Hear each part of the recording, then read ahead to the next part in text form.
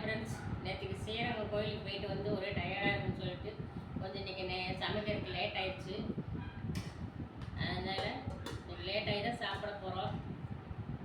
இன்றைக்கி வாங்க சாப்பிடலாம். என்னென்ன சாப்பாடு? சுட சுட சாதம், பார்த்திங்கன்னா முருங்கைக்காய் சாம்பார்,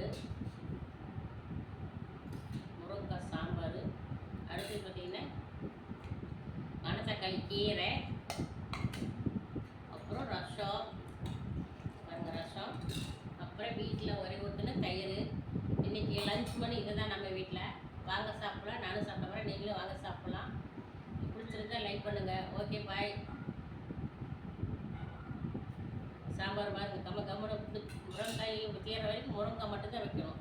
வேறு காய்கறிகளை கூட அப்புறமா சேர்த்துக்கலாம். முருங்காய் சீசன் தான் கிடைக்கும், மற்ற நாள் கிடைக்காது. அப்படிங்கும்போது முருங்காய் எவ்வளோ இருக்குதோ அவ்வளோயும் போட்டு சாம்பார் வச்சுருவேன். ஏன்னா முருங்காய் ரொம்ப ரொம்ப பிடிக்கும்.